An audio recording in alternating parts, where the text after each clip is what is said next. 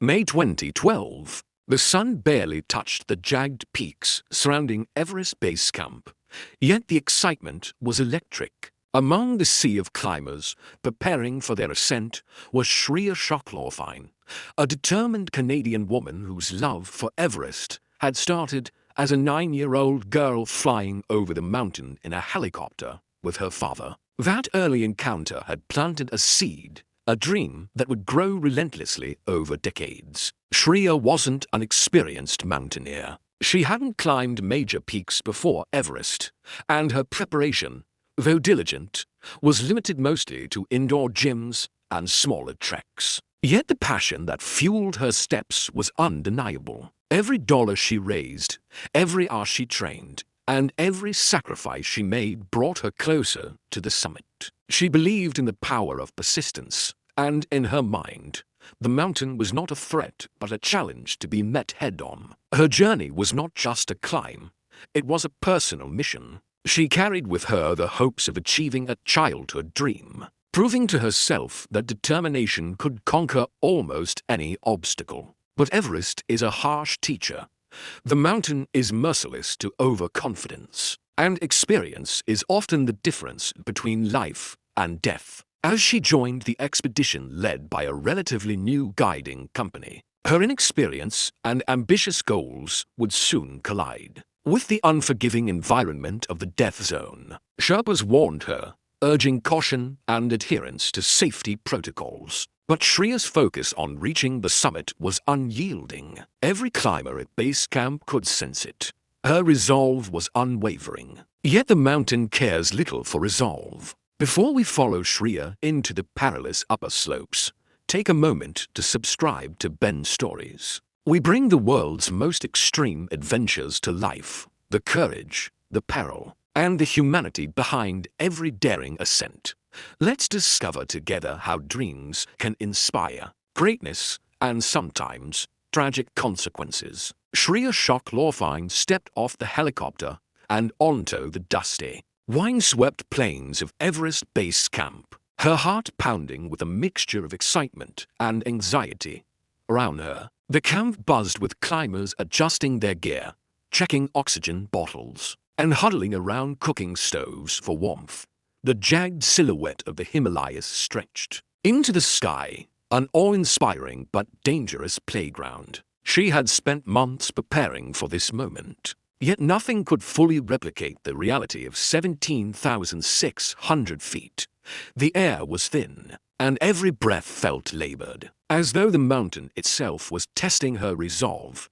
For someone without major mountaineering experience, these first steps were both thrilling and intimidating. Guides and Sherpas moved like ghosts through the camp, carrying heavy loads and moving with practiced efficiency, their every movement honed by years on these slopes. Shriya's guiding company, Utmost Adventure Trekking, was new. With limited experience managing high-altitude climbs, her Sherpas were skilled, but they immediately noticed her slower pace and the strain in her breathing. "Take your time," one of them said gently. "We have weeks to acclimate." But the mountain does not forgive haste. Shriya nodded, but inside, her mind was already focused on the summit. She could feel the pull of that final peak, a magnet drawing her upward with irresistible force. The first days were relatively manageable. Shriya followed the standard acclimatization rotations, moving from base camp to Camp 1 and back. Along the way, she marveled at the stark beauty of the Khumbu icefall, the crevices yawning like frozen chasms beneath towering seracs. The wind whistled constantly, bending tents and flapping flags, a reminder that she was in a realm beyond normal human experience. Her excitement was tinged with fear. Each step was a battle for energy, each breath a negotiation with oxygen-deprived lungs. For climbers at this altitude, even minor mistakes, slipping on ice, misjudging the route, or mismanaging oxygen, could be fatal. Experienced climbers understood the balance between ambition and survival. Shriya, however, had spent her life chasing dreams, and the mountain only intensified her determination. By the time she reached Camp 2, The first cracks in her physical endurance began to show. Her hands were raw from gripping icy ropes, and her legs ached from the relentless ascent. Still, she pushed on, fueled by a mix of adrenaline and obsession. Her Sherpas cautioned her repeatedly, noting her high oxygen consumption and urging rest. "The summit will not disappear," one warned. "Turn back if you must. Respect the mountain." But Shriya was already mentally projecting herself onto the summit. Every climber has a threshold where ambition overtakes caution. Everest veterans call it summit fever. It's a psychological force magnified by altitude, exhaustion, and the stakes of a lifelong dream. For Shriya, the magnet of the peak grew stronger with each step, a quiet but relentless pressure guiding her up the mountain. The higher she climbed, the more the death zone revealed itself. Above 26,000 feet, oxygen levels plummet to less than a third of what is available at sea level. Even breathing normally requires immense effort, and mental clarity deteriorates rapidly. Mistakes that would be minor at lower altitudes become catastrophic here. Every move must be deliberate. Every decision can mean life or death. Despite the warnings, Shriya continued her ascent. She carried her emergency oxygen bottles, but her lack of experience led her to mismanage their flow and timing. Small lapses that seasoned climbers avoid became compounded risks. She wasn't reckless by nature, but she was determined, and determination on Everest without proper experience is a dangerous companion. The trek to Camp 3 and then Camp 4 tested her more than anything she had faced before. Snowstorms briefly swept through, sending tiny ice shards cutting across her face, and the wind made every step feel like climbing against invisible resistance. Fellow climbers moved around her with practiced efficiency, yet she lingered, pushing herself to keep up with the pace of the expedition. Each day, the mountain demanded more, asking her to match physical skill with mental discipline, a combination she was still learning to master. By the time she prepared for the final summit push, the mountain had already taken its toll. Her muscles ached, her hands were blistered, and her lungs felt starved for oxygen. Sherpas cautioned again, highlighting the limited reserves left in her tanks. "Use wisely, don't waste it," they urged. But the dream of reaching the summit had already taken root in her mind. The allure of touching the top of the world clouded the prudence her Sherpas desperately tried to instill. The first steps into the death zone were both exhilarating and terrifying. Every breath felt like a victory, every careful foothold a small triumph. Yet with each passing minute, the mountain reminded her of its impartiality. Here, human will is tested to its limits. Shriya's journey was no longer just a climb. It had become a crucible, revealing both her extraordinary courage and the harsh realities of inexperience in the world's deadliest environment. May 2012, Camp 4. The night was frigid, with temperatures plunging well below -20 F to 9 C and winds howling like banshees. Across the exposed ridges, Shriya Shah-Klorfine lay in her tent, struggling to find rest. Every joint ached. Her chest burned from the effort of breathing in thin air, yet sleep offered only fleeting relief. Outside, the mountain loomed silently, majestic yet merciless, demanding attention, testing resolve, and preparing to punish even the smallest error. In the early hours of May 18th, Shriya and her two accompanying Sherpas began the summit push.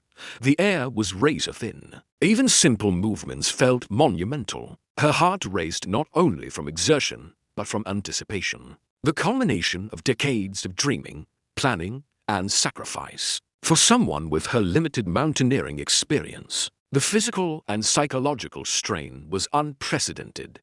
Almost immediately, subtle signs of trouble appeared. Shriya's oxygen tanks, meant to supplement her limited acclimatization, were set to a high flow rate. Inexperienced with careful management, she consumed oxygen faster than recommended, unaware that the death zone demands patience and conservation. Every breath she took gave her temporary relief, but it was rapidly depleting her lifeline. Her Sherpas warned her multiple times, slow down, conserve oxygen, turn back if necessary. Each warning tugged at her sense of caution, but the summit called louder than reason. The higher they climbed, the more extreme the conditions became. Snow crunched underfoot like brittle glass. Ice-coated ridges threatened to send climbers plummeting hundreds of feet, and visibility diminished under swirling white clouds. Every step required full concentration. Any misstep could trigger a cascade of deadly consequences. The Sherpas, attuned to the mountain's moods, observed her growing fatigue and declining coordination. "Your body cannot sustain this pace," one cautioned. "We need to turn back now." Shriya shook her head, her mind locked on the summit. This is what mountaineers call summit fever, an overwhelming psychological urge to reach the peak, often at the expense of personal safety. She was exhausted, hypoxic, and increasingly disoriented, yet she kept moving forward. Every inch brought her closer to her dream, but further from safety. By mid-morning, the team reached the South Col, a flat saddle just below Everest's summit ridge. Even here, at 26,000 feet, the air was perilously thin. Every breath felt like inhaling through a straw. Hands and feet were numb from frostbite risk, and her oxygen supply had already been heavily depleted. Her Sherpas implored her again. "We must descend. The summit will not disappear. Please turn back." But her focus had narrowed. In her mind, failure was unthinkable. She pressed on, moving into the final ascent. The peak now tantalizingly close, the climb became agonizingly slow. Each step demanded careful placement. On the icy ridge, each movement threatening to exhaust her already strained muscles. As they ascended, the Sherpas noticed her increasingly shallow breathing and the erratic flickers of confusion in her eyes, classic signs of severe hypoxia. Despite their expert guidance, she pushed past every warning. She was climbing not just against the mountain, but against her own limitations, her determination blinding her to the mortal dangers around her. Finally, after nearly 22 hours of climbing from Camp 4, Shriya reached Everest's summit. The sight was breathtaking. The world sprawled endlessly below, a mosaic of snow and stone. Her lifelong dream had been realized. She had touched the top of the world. Yet, joy was fleeting. At such altitudes, the real challenge begins on the descent. Exhaustion, oxygen depletion, and altitude sickness began to take their toll immediately. Her body, starved for oxygen, moved sluggishly. Her mind struggled to process the simplest instructions. The Sherpas reminded her that the descent is more dangerous than the ascent for inexperienced climbers. The terrain is even more treacherous when one is fatigued, and mistakes can be fatal. But Shriya, overwhelmed by the thrill of the summit, underestimated the complexity of returning safely. As they began descending, the mismanagement of her oxygen became critical. With only a fraction of her supply left, every breath became a struggle. Her Sherpas tried to pace her, offering support and guidance, but she was already lagging, both physically and cognitively. The thin air and cold combined to slow reaction times. Coordination faltered, balance wavered, and the once confident climber now became a fragile figure against the indifferent backdrop of Everest. By late afternoon, Shriya collapsed into the snow, utterly exhausted. The Sherpas worked frantically to assist her, providing what oxygen they could spare. Shivering violently, she whispered her final words, "Save me." The brevity of her plea highlighted the gravity of the situation. A woman at the peak of her dream, now facing the full consequences of ambition, inexperience, and the unforgiving reality of the death zone. Nearby climbers observed the scene with growing dread, realizing that despite their presence, options were painfully limited. In the extreme altitudes of Everest, even experienced climbers cannot guarantee rescue. The mountain allows only calculated risk. As the sun dipped toward the horizon, temperatures plummeted further, winds increased, and oxygen grew scarcer. Shriya's situation had become a life-or-death gamble, with time and environment as the ultimate adversaries. Her struggle that day encapsulated a universal truth of Everest. Passion alone cannot replace experience. Even with dedicated Sherpas, oxygen bottles, and months of preparation, the combination of inexperience, psychological drive, and environmental extremes can prove fatal. Shriya's story was already turning into a cautionary tale, one that would resonate for years with climbers, guides, and anyone drawn to the allure of the world's highest peak. The summit behind her, Shriya Shah-Klorfine, began the descent. Yet the mountain offered no comfort or celebration. The air was thin, the temperature brutal, and her body betrayed her. Every movement required enormous effort.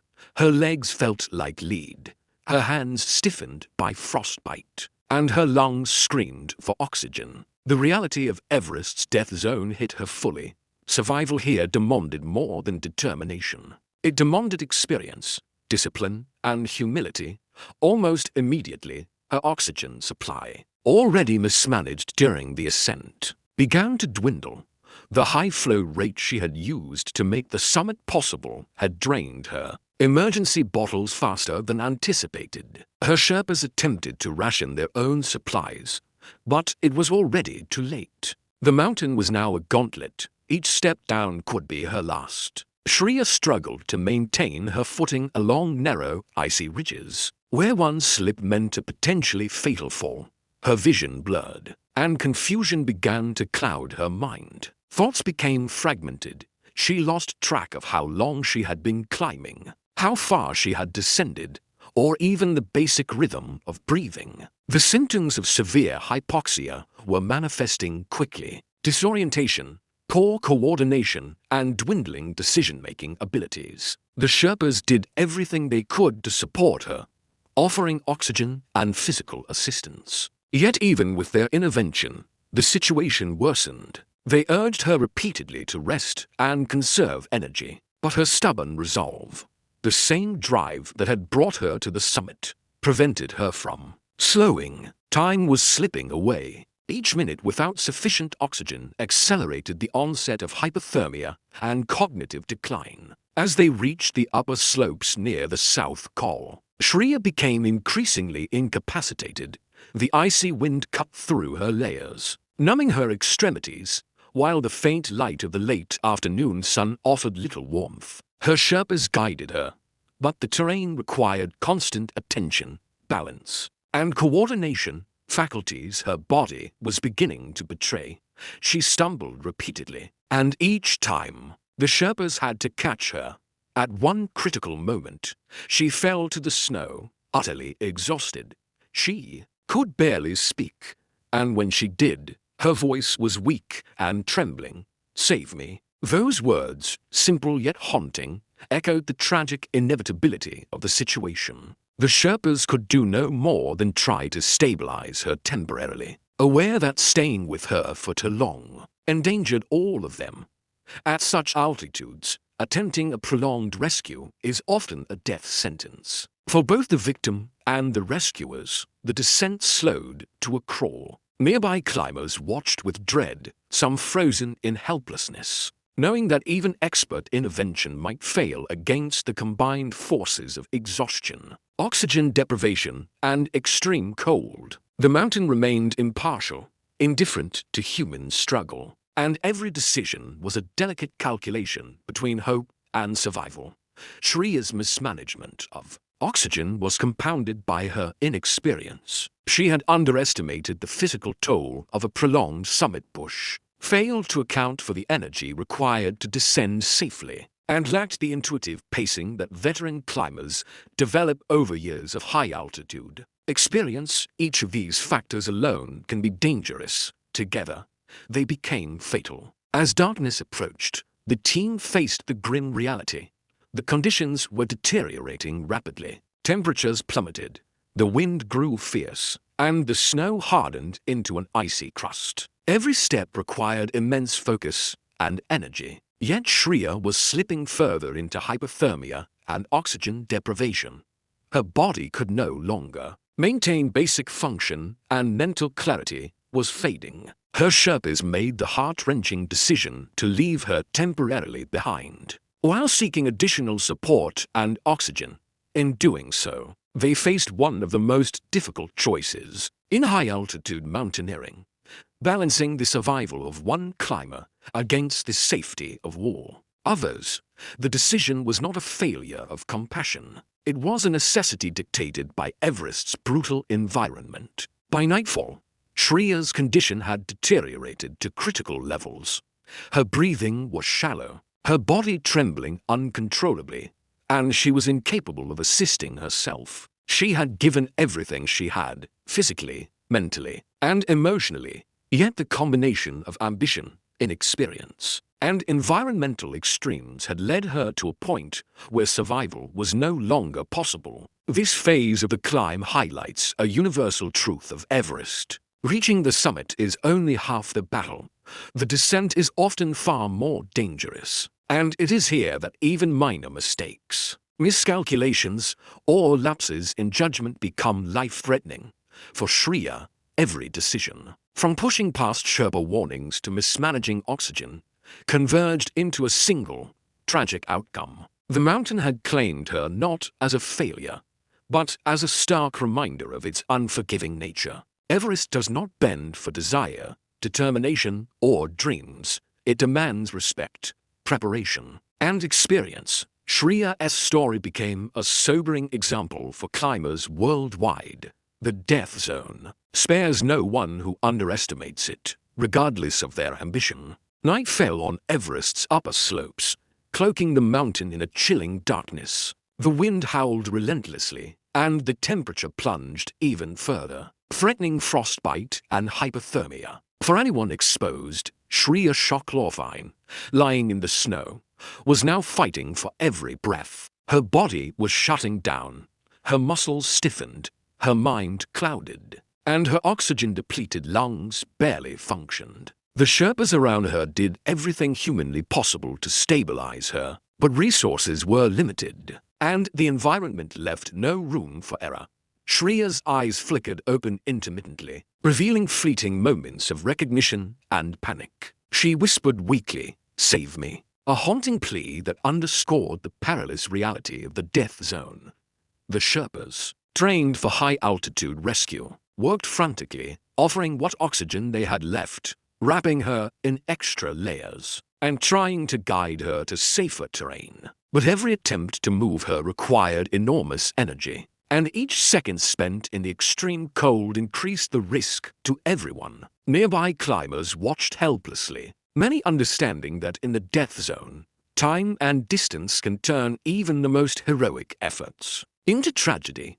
They could provide temporary aid, but Everest does not forgive hesitation, inexperience, or miscalculation. Every breath she struggled to take was a battle against hypoxia. Every step threatened a fatal misstep. The mountain demanded respect, and Shriya's situation was a painful illustration of the consequences of underestimating it. Her condition worsened as the night progressed. Her Sherpas, exhausted and running critically low on oxygen themselves, were forced to make impossible decisions. They could not stay indefinitely without risking their own lives. The cold sapped their strength, the altitude drained their energy, and the darkness made every movement a gamble. Despite their expertise, the mountain's unforgiving nature dictated the limits of what could be done. Shriya's struggle became a lesson in the brutal arithmetic of high-altitude mountaineering. Ambition and determination, while inspiring, cannot replace experience, preparation, and strategic decision-making. Climbers are often warned about summit fever, the overpowering desire to reach the peak. But in practice, it is nearly impossible to resist when the summit is within sight. Shriya had succumbed to that psychological force, pushing herself past safe limits, and the cost was tragic. As dawn broke over the Himalayas, the scene was both heartbreaking and instructive. Shriya's lifeless form lay on the snow, the culmination of a lifelong dream turned deadly. Her Sherpas, guides, and fellow climbers mourned her loss, but also reflected on the perilous nature of their shared pursuit. Everest, in all its beauty and majesty, had revealed the ultimate truth. The mountain is indifferent to human dreams, and the death zone punishes errors harshly and swiftly. The aftermath of Shriya's death sent shockwaves through the climbing community. News outlets reported on the tragedy, sparking debates about inexperience, expedition planning, and the commercialization of Everest. Many argued that proper preparation, adherence to Sherpa advice, and careful oxygen management could have prevented the tragedy. Others pointed to the psychological pressure climbers face, the years of preparation, financial investment, and personal ambition, which make turning back at the final moment nearly impossible. Shriya's story also became a somber cautionary tale for aspiring climbers worldwide. It highlighted the critical importance of experience, humility, and strict adherence to safety protocols. Everest is not a mountain to conquer casually. It is a formidable adversary where even small mistakes can prove fatal. Her journey reminded everyone that reaching the summit is only half the battle. Descending safely is where many climbers face their greatest challenge. Her final words, "Save me," echo across the mountaineering world as both a plea and a warning. They remind us of the human vulnerability that persists even at the highest altitudes, the limits of human endurance, and the ethical and emotional dilemmas faced by those attempting to rescue someone in the death zone. Every climber who follows in her footsteps carries that lesson, a blend of respect, fear, and admiration for what Everest represents. The tragedy of Shriya Shah-Klorfine also prompted a broader discussion about expedition logistics, Sherpa support, and the responsibilities of guiding companies. Climbing Everest is no longer just a personal challenge. It involves coordination, risk assessment, and ethical decision-making. Every decision, from oxygen management to pacing, from listening to guides to monitoring environmental conditions, can mean the difference between life and death. Ultimately, Shriya's story is not just about loss.